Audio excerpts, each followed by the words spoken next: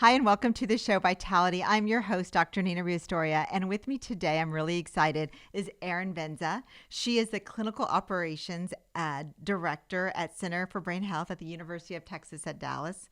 You have clinical research of over 10 years. There's a lot, so I'm going to read it here. You are one of the forefront people of pioneering strategies to enhance cognitive function. And you've just worked with so many people with mental disorders, the military service, people that are struggling with dementia, and you're finding ways to practice, I love this word, brain resiliency. Mm-hmm. So there's so much you're doing. And she's in charge of the BrainHealth Project, which is a longitudinal study aiming to unravel how to really practice brain health. Mm-hmm. So welcome to the show. Thank you. Thanks so much for having me. Gosh, I'm excited about brain health. I don't think we talk about it enough. And I don't think you go to places and people are like, oh, let's talk about brain health. And when we do, we often think of brain disease or brain disorder rather than the brain and health and what that really means for us today. So I'm excited to be here. Yes. And you're obviously, after I read everything, you're passionate. Yeah. You're passionate about that. Where does that come from? Why is this so important to you? I think it comes from the Center for Brain Health and Dr. Sandra Chapman. I'm going to be quite honest. It's just working there all these years. We're a passionate team, and we have a passionate mission to better measure, understand, and improve brain health. And so it's exciting work. There is so much, we can go different directions. One of the directions I do want to ask this, because there's people listening in their 30s, maybe 20s or 40s. When do you start practicing brain health?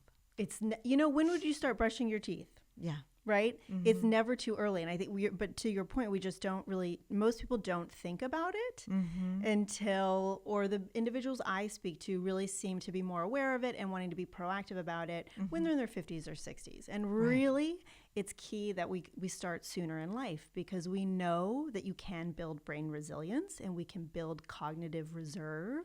Mm-hmm. So just like we think about building, heart health, and body health and sleep health, we want to start building brain health earlier. Okay, so earlier, and what does that look like for someone listening today? How do you start practicing brain health? Define brain health. First, define it, and then tell us some things you start doing now. That's great. So we would define it, I think, firstly, more broadly than what you might be thinking. Mm-hmm. Many people equate brain health with memory. And I want you to step back for a moment and think about brain health really more holistically, right? Okay. It encompasses our clarity of thinking, most definitely. It encompasses our emotional balance and resilience as well.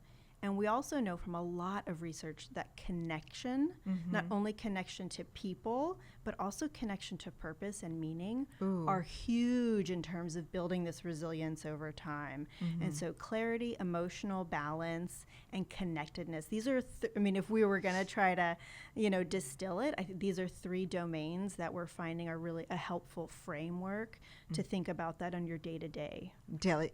And you say connection. I hear that a lot in research. Mm-hmm. What have you found about connection and what it does to the brain? Well, I think, it's interesting. There was a study done where they tracked, it was a cohort of individuals in the Northeast over their entire lives, which was really unique, right? Can you imagine the work and the time that it takes to do that sort of research? Yeah. And something that they found that was the biggest takeaway of the study was really that this sense of connection and social support led not only to happiness, but later resilience in life. And so, start with where you're at. It's not always about this quantity, and that's actually a message that I'm going to hone in on today. It's not about quantity or how many things we can do per se, but really about the quality. So just starting there, right? If the next text you send today or the next phone call you make today, how can you make it slightly more intentional, slightly more empathetic? I would just say start there. More personal. Yes.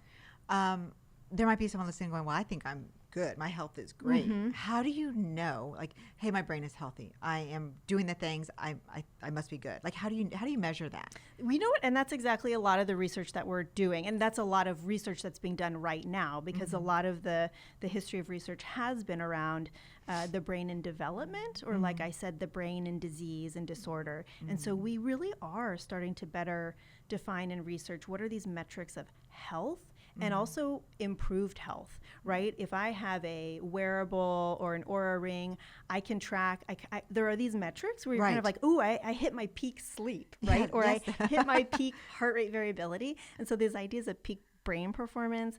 We are getting there, I think, but there's no need to wait for the right metric to start the practices either. Yeah. All these things you're saying are not going to hurt you. Yeah, right? That's exactly right. And there's not a one size fit all. So, right, you might feel great where you're at, and I might feel great. But if each of us want to push ourselves a 7% more, right, that might look different for each of us. So it really does come down to the person. You know, you talked about sleep. I know that before the interview, we talked about there's basic things you do. Obviously, good sleep, eating healthy, all these things are good. Yes. But I wanted to dig deeper into, okay, let's be really intentional about the little things we do that help with cognitive function. Yes. The brain resiliency. One of the things, you know, we mentioned Alzheimer's, and I know there's a gene or people are predispositioned for Alzheimer's, is that right? And then those that have been, I have friends that have had, you know, family members that are dealing with dementia or Alzheimer's. What can they do to prolong the I guess, longevity in life with that diagnosis? In the diagnosis? Like, yes, so when if they're you have been diagnosed? Yeah, if you have been, and then if you find that you have the gene, what can you do? Right. So if you have the diagnosis, I think something also that is really important and that we also have researchers working to shift is this mindset around, okay, so what does life look like now, right? Because getting that diagnosis from one day to the next, you can imagine is such a shift in so many ways, and yet it's also not. You're going from one day to the next. And I think, you know, our big takeaway in the research we're doing is around thriving in the context, in whatever context we're in. So of course that's going to look different when we face different diagnoses and life changes, but it's still important to figure out how you can pave a positive path as much as possible and a supportive one, and what brain health can look like on it, right? How you can shift your environment, shift your interactions to still promote those abilities that are still intact when you, even in the midst of a diagnosis. Now, I would say if you're someone who comes from a family history of the disorder or of the disease, and perhaps you even know that you have the gene, again, this is about promoting doing what's within our control today. You know, until there is some sort of pill or cure all, it's sort of about, I think taking the bull by the horns and being proactive where you can, not only in lifestyle, but also in optimizing how you engage on a day-to-day basis and how you're using your brain. Can you tell us more about that? Using your brain every day. Yes. How you can do that. I want to circle back kind of broadly to that idea of quantity over quality, because oftentimes we can think, oh, I should be doing more, right? I should do more brain games. I should listen to more things in the car. I should listen to things while I'm walking. I should be taking in more. And I really want you to try to think about what would quality brain engagement look like rather than just quantity, because oftentimes we're just taking in more noise, and more doesn't always equate to better. Right. You know, so I would say, okay, what could quality time look? What do I mean by quality? Well, if your point is to learn, you are trying to learn something new, then you want that dedicated time where you are supporting focused learning, focused attention, and minimizing distractions. If the point is to have fun, right, and engage in activities that you really love, then you want to get rid of the phone and be present and go for quality there, and also kind of get out of the routine.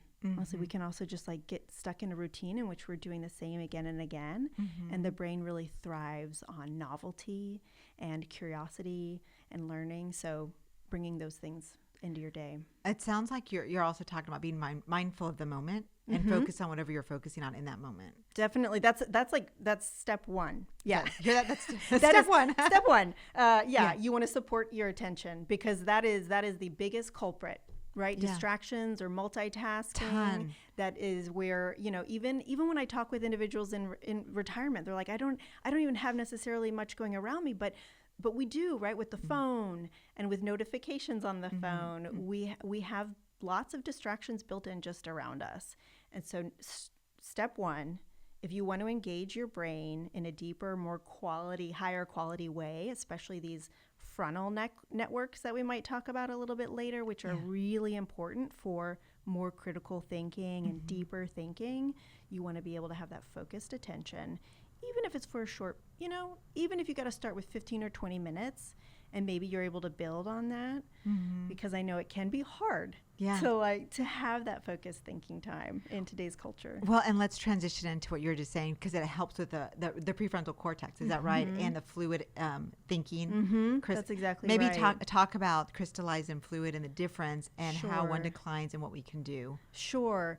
So, we have so many different cognitive abilities when you think about it, right? And often these are assessed in a paper pencil task. So attention, speed, problem solving, flexibility of thinking. And it's also important to remember that the brain is a network. It is a system. It works holistically. So there are two ways of kind of thinking about these cognitive abilities. They're referred to as fluid intelligence and crystallized intelligence. And there is evidence that crystallized intelligence kind of remains stable over time. And you might equate this to what we learned in school, or a knowledge base that you've learned through education, through your professional work, for example. Whereas fluid intelligence is more like problem solving, adaptability. I mean, honestly, what I think a lot of people equate to when they think of quote unquote smart people in their life, it's people who are agile, who can think through the moment in real time. And there's much evidence that we can improve that and support that over time as well, which I think more broadly just speaks to that bigger picture of the power of neuroplasticity, right? Which is, of course, the brain's ability to rewire itself based on what we do, which is sort of the key thing, because that could be good or bad. Yeah. But we do wire it based on how we use it. And we can continue doing that throughout our lifetime. Yes. That neuroplasticity. Yes. Yeah. And how can we do more of that? More of the neuroplasticity? Yes, and creating all that. Yeah. Yeah. So again, I would come back to this thinking of, okay, where can I create that quality neuroplasticity in my day? If you're engaging in too much scrolling, right? Where can you build in? Where can you reduce? Let's start there. Where can you reduce doom scrolling time or just mindless scrolling? And instead, where can you build in 20 minutes of more intentional thinking towards something that matters to you, right? Moving forward a project that's really meaningful, investing in a relationship that's really important to you, kindling your curiosity. So you really want to think, like, where can you dial down on some of those negative activities, and incrementally, this is all about just those small habits over consistency over time, but improving how you're engaging your brain during the day. What have you found any studies or scans on people that do that doom scrolling, that are on their phones? Have you found anything going on in the brain with people that are very, I guess, addicted on somewhat or spend many hours on the phone? So at the Center for Brain Health, we haven't, that I'm aware of, done specific research on that. We're more so looking at what's the benefit of these strategies that I'm talking about. But there's definitely a wealth of research showing primarily, I mean, not even just that, but there were a number of studies that came out of the University of Texas at Dallas that actually looked at the impact of the phone on your attention. And it was even just having the phone in the room. So they did a small study where, you might be taking a test and the phone is on the table, but it's flipped over, whereas I'm taking the same test and the phone's in the other room. And showing that even the phone in the room had an impact on your ability to complete the same assessment I was doing. Then they also put it in the drawer, and even though it was still in the same room, but in a drawer, it still impacted your ability to focus and do the task. So it's like, you think, oh, but I'm not, it's out of sight, out of mind, but really it's still on our mind sometimes. One of the things, because there'll be people that'll be like on their phone or listening, like I can do both. Or I can write and I can do this and I can watch TV. And is multitasking good or not good? People say they're great at it and it works. Yeah, I know. How does that affect brain health, and what would you recommend? Yeah, so the biggest myth would be that multitasking is good for the brain. You definitely want to minimize multitasking. So again, and I know not every moment of the day. Sometimes we need to clean the dishes and have the TV on in the background. But again, when you're going for quality, you want to use your brain in a quality way. This is when you're engaging in a task that deserves some effortful thinking, your focused thinking. And in those moments, that's really when you want to be, if nothing else, proactive about not multitasking and about minimizing those distractions. And again, right, same thing goes with relationships. If I'm engaging and I'm looking for quality connection with you, I'm going to put away the phone. That's when you want to minimize those distractions around you. Are there, well, I see like apps on your phone that are like, this is helping with brain health. Are there any apps you'd recommend? And is there a lot out there that are maybe not as accurate as they suggest?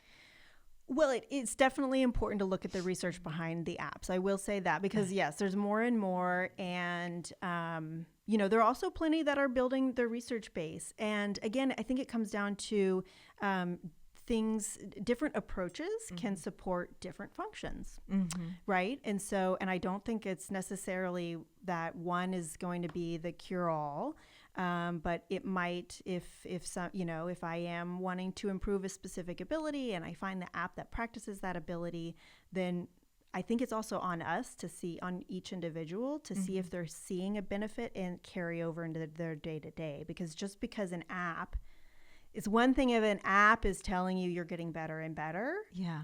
But unless you're seeing that transition into some real aspect of your day-to-day, then, the evidence that's really making some sort of meaningful impact is questionable. What would you suggest are some things you can do to strengthen your the prefrontal cortex and keep it, like you said, to continue the fluid or intelligence? Yeah. What are some things that you would say, do these 3 things every day? Are there things you would suggest? So is this where I can mention the peak protocol? Sure, yes. Great. And it's hard to know even where to begin. So I love that Dr. Sandy Chapman from the Center for Brain Health recently mentioned this idea of the peak protocol, because I think it really helps give you some key and very powerful takeaways. Okay, so peak thinking, like peak performance. So the P, starting with prioritizing. This is really about prioritizing where you're putting your mental energy, right? So again, this idea of quality over quantity. Each day identifying 2 tasks that you're going to really put forward this deeper thinking. So it's not necessarily, these aren't urgent, these aren't errands, these are tasks that this might be thinking, writing, planning, creating. It's something that's pushing you forward though, and it does engage, inevitably when you have that focused thinking and it's purposeful, you are engaging that deeper thinking and making purposeful progress. Is it challenging? Is it stretching you? It's the right kind of challenge. Okay, right? What does that mean? People are like, well, what does that mean? Right? It's not where, I think that's just it. It's just like this, for me, it's a personal stretch. Am I feeling stretched? Or it shouldn't be too easy, and it also shouldn't feel like, wow, this is so out of my, so difficult I can't even begin. It's really like, well, and if I do feel that way, okay, so let me back up and think what steps would be a bridge to where I can begin to make progress towards this. So it is really that stretching. Okay, and can you give me just a couple examples of maybe someone that works, is a dad or a mom at work, and they come home and they're like, oh, I need to do something to stretch my brain a little bit. What could they do and for how long? Well, so it really comes down, it's not so much the what, but the how, right? Okay. Because, and if we're talking about, engaging in deeper thinking and doing something meaningful, it could look like an email.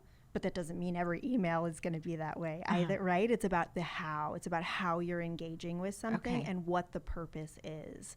So it could most definitely be, it could be a thank you note, right? A thank you note might be the same old thing you always write on a thank you note. Or you could say, you know what, let me just think for a moment. And, this is a special person to me. And this is something I want to make this message more unique. And it perhaps takes 15 or 10 minutes, but you're putting more intentional thought and meaning into the message you want to convey, and the impact around it, right? And all those, that sort of deeper, that's engaging deeper thinking. It's the effort you put behind it. That's exactly right. The quality. You keep on saying the quality and the effort and the connection. So that's been coming up a lot. Yeah. Okay, the next one, E. Thank you. Emotional balance. Yes. A practice this is such a great practice for building brain resilience too, is sort of, taking those frustrations or small failures that we might face in the day or in the week and seeing them as an opportunity to practice flexibility. And so really thinking, oh man, when something gets under your skin, okay, how can I reframe? How can I rethink this or reapproach it? What's a new insight that I have from this? Rather than just kind of replaying the negative, how can you really reframe it?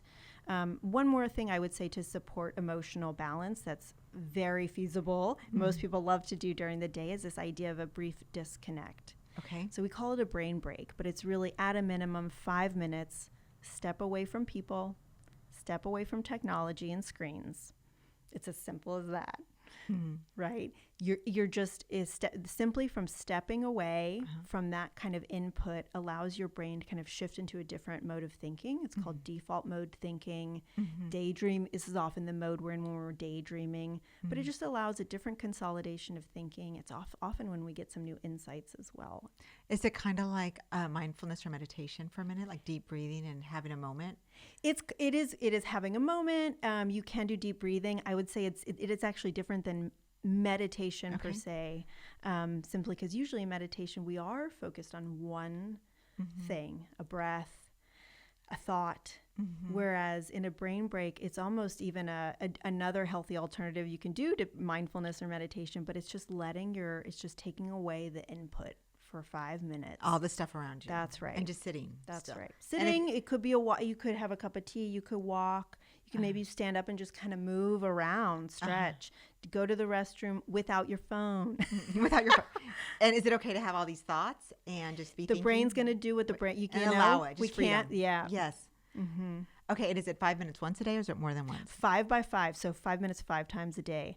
Yes, and no, don't try to save up those 5 times till at the end of the day. For 25 minutes. That's right. That's not the point. It's really about earlier, throughout the day incrementally. But these are, just like when you go to the gym and you work out, we know that you do interval training and take breaks because your muscles, you can perform better and the body works more effectively when you have those breaks in between different intense workouts. Yeah. Think about your brain the same way. We got to build in those disconnect times. Daryl Johnston was on our show and he talked about that. Oh, perfect. He does 5 minutes, 5 times a day. He's like, oh, I don't want to do this, but he does it because it's so good for him. Yes. So anyways, I love that you shared that because what a great, for the emotional balance piece. Yes. Okay, authentic relationships. Authentic relationships, which we've already touched on a little bit today, but yes, just thinking about where, like I said, in your next communication today, then the next connection, whether it's a stranger or someone you really is dear to you, how can you infuse more compassion, kindness, humor, right? We can often just fall into the same old, and take those connections for granted, where all the connections we come across in our day-to-day are just really opportunities that we can engage more authentic connections. What about those people that work from home and they don't have a lot of people around them? What can they do, or how does that affect their brain when they're not connecting? Yeah. It's so important. Oh my gosh, we saw so many setbacks in COVID, primarily just being isolated, of course. I think if you're at home or you work from home a lot, you can most definitely still reap the same benefits by being intentional over in other ways, right? In fact, I think be creative with the old school communication, write a postcard, write a letter. That does take, right? If you do it, you'll feel the brain exercise because you sit down and you think, okay, what would I write? What do I write? Right? Yes, that's Where's exactly the stamp? right. Yeah, what do I write? Yeah. And so even that's a brain exercise in and of itself, to create, but not only to do something fun and different, but to foster that authentic connection. Yeah, you talk a lot about like the thank you cards, the encouragement, the text. It's kind of like kindness, like showing a lot of kindness and just giving of your time. And I'm assuming that's good for your brain health. Yes. In fact, I mean, there's a lot of evidence to show that when we are kinder or more compassionate, we are also exercising more flexibility of thinking, and we talked about this with fluid intelligence. I mean, again, this is all connected. The brain is very dynamic. So most definitely, you are exercising cognitive abilities as well. It's not just, simply an act of kindness. I like that. And you going back to the emotional balance, you said when you struggle and you're like ruminating on something, shift it, reframe it. That's not always easy to do. Yeah, that's true. So what have you found that people do that's been helpful for them to kind of push through and have that psychological flexibility? Well, even when it's okay if you don't feel in agreement with it, right? Like, I'm not saying in the moment it's always going to feel easy, but even the exercise, we can still cognitively think through it. So for example, okay, this is really under my skin, or this is really nagging me, or something that they said is really still bothering me, you know, just taking a moment and thinking, okay, sure, maybe I need to write down what I'm thinking, but also, what are 2 new questions I have after that? Or what are 2 new ways I could actually see myself in the next encounter? What would I do differently to maybe learn something new, or what have I learned new about myself, right? Start to ask questions. And it'll start to break us out of that emotional, we can get stuck in that amygdala response. Yes. And even just asking the question starts to break down us being hijacked by our amygdala and open up some of those bigger picture right up thinking. here. It gets you back up the here. frontal networks. Getting curious about your emotions allows you to take it away from the amygdala and focus right up here in the prefrontal cortex. Right. So, you still might have some emotions connected with it, but it will open up new thinking. Okay. So we've talked about the P, prioritize, E, emotional balance, A, authentic relationships, and K, kindle curiosity. So yes, curiosity is a huge driver of brain health. So I think asking questions, you think, okay, but when? All right, I would say, here are a couple specific examples. Okay. I was just speaking with someone yesterday who was telling me, sometimes I just have trouble focusing. Sure, maybe I got rid of all the distractions. I'm in the right setup in my space, and this is something I want to go deep on, but I can't get into that thinking mode, Start asking questions about it, thinking, okay, what is calling out to me here? What's the big idea here? Why does this matter? You just start to ask those questions internally for yourself. Yes, and inevitably that's going to build this deeper engagement. And when we have a connection with information, and we can build that curiosity, it's going to foster the curiosity and learning. And secondly, when you are trying to learn something new, right? That's challenging. And a big way to support that learning process is kind of questioning things in the meantime. So if you are, a Duolingo fan, and you're learning a new language, or you want to learn a new dance, or whatever it might be, see where you can kind of question yourself or question things about that process to support the learning. Is there something you've done before that kind of stretches you, like that you had to get curious about it for yourself? Oh my gosh. Yeah. All the time. I mean, I think, we bite out, or even personal goals to me right now that I'm working on. I'm finishing up my dissertation at the moment, and it's something I'm deeply passionate about and curious about. It's also something that inevitably sometimes it's like, ooh, man, I gotta recharge sometimes I need to recharge myself, right? To feel that motivation again. Yes. And inevitably when I can kind of get out, when I can ask myself new questions about it, or find new research about it that's discovered something new, it kind of sparks it again. It gets you excited. Yes. Well, share a little bit that's a great transition into your dissertation. Yeah. Share what you're learning and tips from the audience can take away. Sure. So I'm working with breast cancer survivors who have complaints of, brain fog post chemo. And so looking at different habits or trainings that can support clarity of thinking, in the midst of brain fog. And I mean, I think one thing that's exciting is also just seeing the different, more and more research going on that's supporting this holistic viewpoint, right? So again, it's like you can exercise, there are benefits from doing exercise. There are also different benefits from simply going out and like learning, engaging in something new.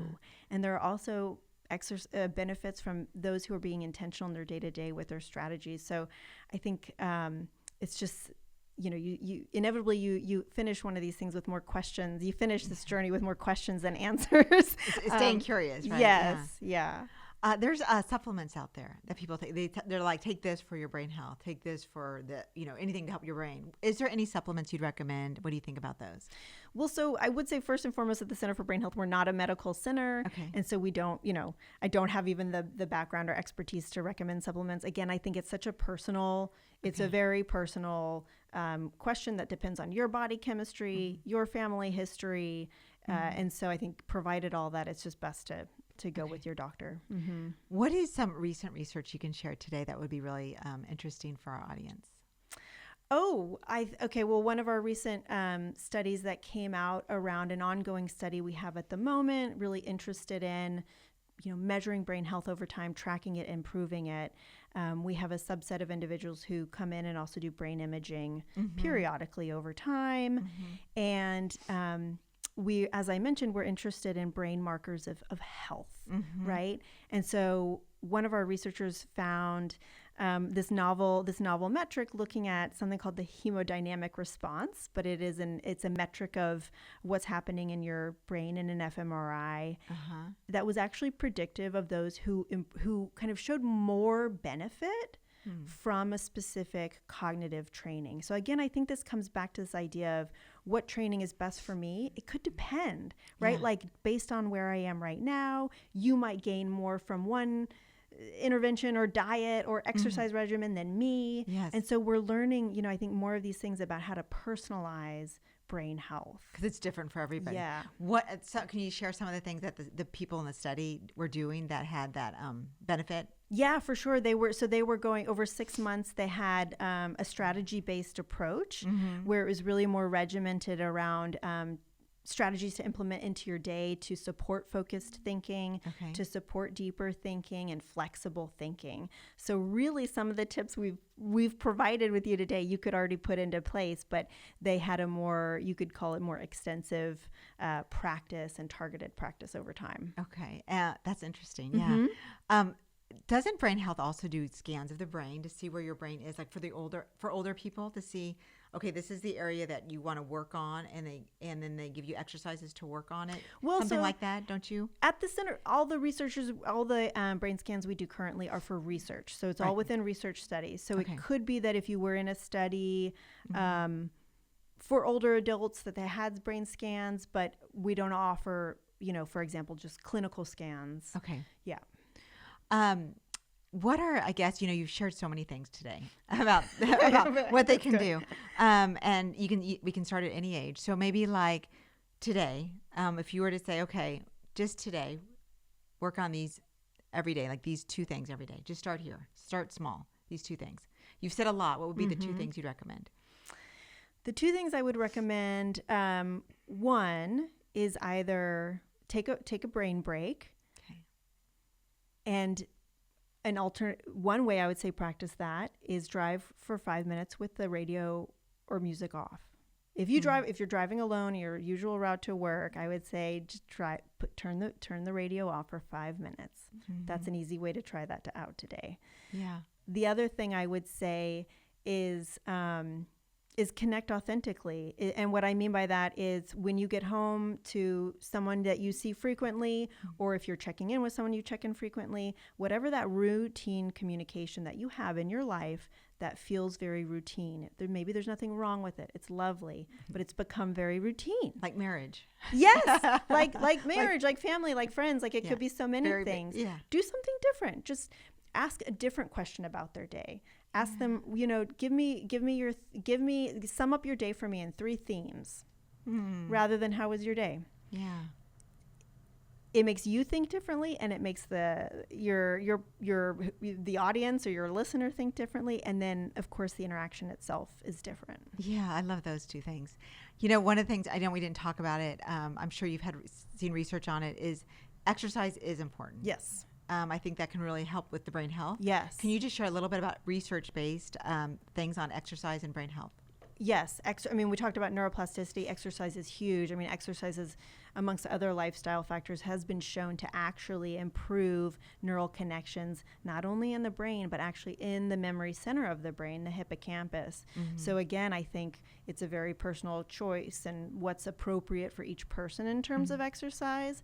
But goodness, even if you can just get up and move more today, for most of us, that's a good place to start. And I think if you can aim for consistency of movement over the week, right? It's just, and wherever you're at in terms of physical exercise, if you can, right? I think what would it look like to push yourself 7% more in terms of either consistency or intensity, or even doing something slightly different and learning something new. Okay. And you said 7%. You haven't said 3 or 5. Is there something with 7% or is that just your number? No, I would I don't know say if there's it's research based on that. The idea is incremental, right? The idea is small, incremental, yes, but meaningful. It's right. And meaningful. All those things. All those things. Yeah. Anything else you want to share before we go today? You shared a lot, but anything on your mind that you want to share with the audience that would be really helpful before we go? I think just the message that, you know, for a long time many people have thought that your brain is a black box and we don't have control over it. And we know that is very much not the case. So hopefully you all can just try one thing differently today to be more proactive about your brain health. Thank you. You've given several tips and good advice, all based on science research. Thank you for your time. Thank you for being here. Thank you. Thank you all for listening. And I look forward to more topics on this. So thanks again. Thanks.